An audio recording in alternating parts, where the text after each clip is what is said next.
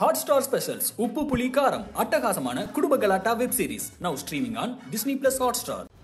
Max Hair Clinic, India's leading hair regrowth experts. தமிழகமெங்கும் கிளைகளை கொண்ட அண்ணம்மாள் இன்ஸ்டிடியூட்டில் hotel management and hospital management படிப்பில் சேர்வதற்கான அட்மிஷன் நடைபெறுகிறது. இந்தியன் 2 ஆடியோ லான்ச்சில் எல்லாருமே ரொம்பவே எக்ஸ்பெக்ட் பண்ண ஒரு விஷயம் என்ன அப்படின்னா கமல்ஹாசன் அவர்களோட அந்த ஸ்பீச் தான். கமல்ஹாசன் அவர்கள் என்னென்ன பேசினாரு அப்படிங்கிறதா இந்த வீடியோவில் நம்ம பார்க்க போகிறோம். எடுத்த உடனே கமல்ஹாசன் அவர்கள் இந்த இந்தியன் 2 வரத்துக்கு ரொம்பவே கஷ்டப்பட்டிருக்கோம். ரொம்ப வருஷமாக இந்த படம் வந்துட்டு எடுத்துக்கிட்டு இருந்தோம்.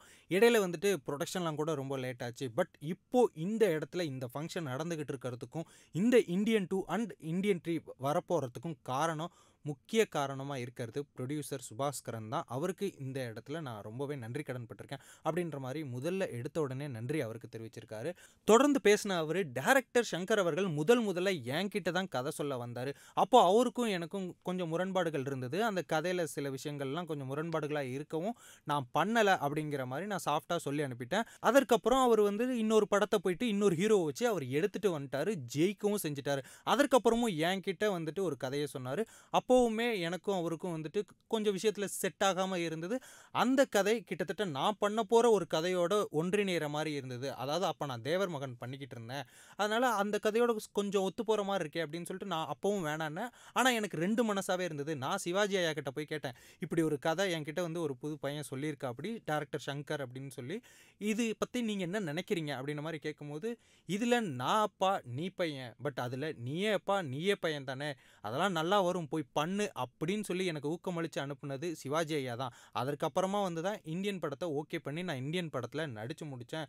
சங்கர் அவர்கள் சொன்ன மாதிரியே அப்போது இந்தியன் 2 பண்ணுறதுக்கான கதை இல்லை, பட் அந்த படத்தோட சீக்குவல் ஒன்று எடுக்கணும் அப்படின்ற மாதிரியான ஒரு ஐடியா எங்களுக்குள்ளே இருந்துக்கிட்டே இருந்தது. அது இத்தனை வருஷம் கழித்து நிறைவேறவும் செஞ்சுருக்கு அப்படின்ற மாதிரி இந்த இடத்துல அந்த ஸ்வீட்டான மெமரிஸை பற்றி அவர் ஷேர் பண்ணிக்கிட்டாரு. இப்போவுமே டைரக்டர் சங்கர் அவர்கள்ட்ட அந்த வேகமும் உத்வேகமும் குறையவே இல்லை.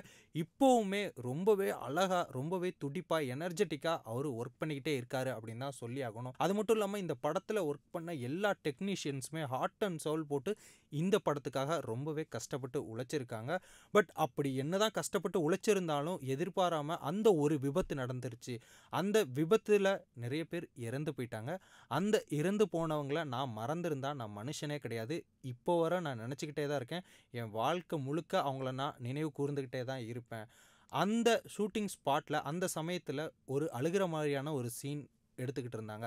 அப்போது நான் அவங்கள நினச்சி தான் உண்மையாகவே அந்த சீனில் அழுதேன் அப்படின்ற மாதிரி ரொம்பவே எமோஷ்னலாகவும் கமல்ஹாசன் அவர்கள் இந்த ஆடியோ லான்ச்சில் பேசினார். என்னடா படம் பாலிடிக்ஸ் படம், பட் பாலிடிக்ஸ் பேசாமல் கமல்ஹாசன் அவர்கள் ஸ்டேஜை விட்டு இறங்குவார் அப்படின்ற மாதிரி எதிர்பார்த்துக்கிட்டு இருக்கும் போதே கமல்ஹாசன் அவர்கள் பாலிடிக்ஸ்குள்ளேயும் அப்படியே ஒரு ரவுண்டு போயிட்டு வந்துட்டார்.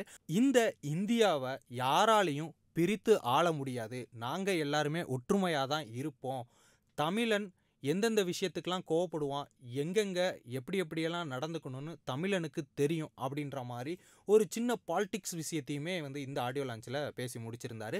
இதை பேசி முடிக்கும் போதே ஆங்கர் அவர்கள் வந்து கமல்ஹாசன் அவர்கள்ட்ட ஒரு கேள்வி வைக்கிறாங்க. நாங்கள் காந்தி தாத்தா அவர்கள் பேசி பார்த்துருக்கோம், நிறைய விஷயம் சொல்லி பார்த்துருக்கோம், இந்தியன் தாத்தா அவர்கள் என்ன சொல்லுவார், இப்போது எங்களுக்கு இந்தியன் தாத்தா எங்களுக்கு ஒரு அட்வைஸ் சொல்லணுன்னா நீங்கள் என்ன சொல்லுவீங்க அப்படின்னு கேட்ட உடனே கமல்ஹாசன் அவர்கள் சிரிச்சுட்டு, இந்தியன் தாத்தா நிறைய விஷயத்த சொல்லிட்டாரு, சொல்லி முடிச்சிட்டாரு, ஸ்ருதிஹாசன் நினச்சா நான் இப்போவே தாத்தா தான் அப்படின்ற மாதிரி சொல்லி அவரும் சிரிக்க அந்த அரங்கமே சிரிப்பலையில் நிரம்பி போயிடுச்சு அப்படின்னு தான் சொல்லி ஆகணும். அந்த சமயத்தில் ஸ்ருதிஹாசன் அவர்களோட ரியாக்ஷனை பார்க்கணுமே, அவங்களுமே வந்து விழுந்து சிரிக்க ஆரம்பிச்சிட்டாங்க. ஆஹா, கமல்ஹாசன் அவர்கள் இவ்வளோ ஜோவியலாக கூட ஸ்டேஜில் பேசுவாரா அப்படின்ற மாதிரி எல்லாருமே ரொம்ப ஆச்சரியத்தில் இருந்தாங்க அப்படின்னு தான் சொல்லி ஆகணும். இது மட்டும் இல்லாமல் நீங்கள் இந்தியன் தாத்தா கெட்டப் இந்த மாதிரியான விஷயங்கள் படங்களில் நிறைய கெட்டப்ஸ் போட்டு பார்த்துருக்கோம். ரியல் லைஃப்பில் ஏதாவது கெட்டப் போட்டு எங்கேயாவது போயிருக்கீங்களா, டீ கடைக்கு எங்கேயாவது டிஃபன் வாங்கலாம் போயிருக்கீங்களா அப்படின்ற மாதிரி கேட்கும்போது, அந்த மாதிரி நான் நிறைய போனதில்லை. ஆனால் ஒரே ஒரு வாட்டி ஏக் துஜே கேலியே அப்படின்னு ஒரு ஹிந்தி படத்தில் நான் நடிச்சிருந்தேன்.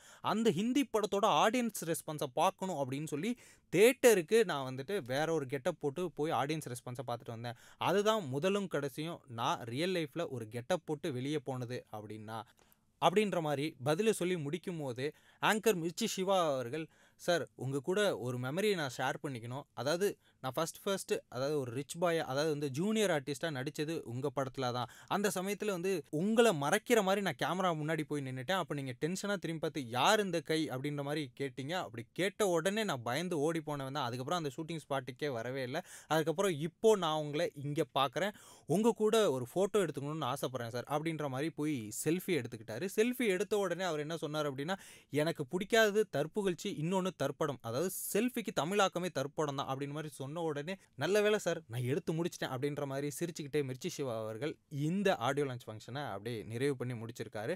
அது மட்டும் இல்லாமல் கமல்ஹாசன் அவர்களுமே நிறைய மெமரிஸை இந்த ஆடியோ லான்ச் ஃபங்க்ஷனில் ஷேர் பண்ணியிருக்காரு. அது மட்டும் இல்லாமல் இந்த இந்தியன் 2 திரைப்படம் இவ்வளவு நாள் ப்ரொடக்ஷனில் தள்ளி போனாலும் இவ்வளவு நாள் சர்வைவ் ஆகி இன்னைக்கு ரிலீஸுக்காக காத்துக்கிட்டு இருக்க ஒரு படமாக இருக்கிறதுக்கு காரணமாக இருந்த எல்லாருக்குமே நான் நன்றி தெரிவிச்சுக்கிறேன் அப்படின்ற மாதிரி அவரோட உரையை முடிச்சிருக்காரு.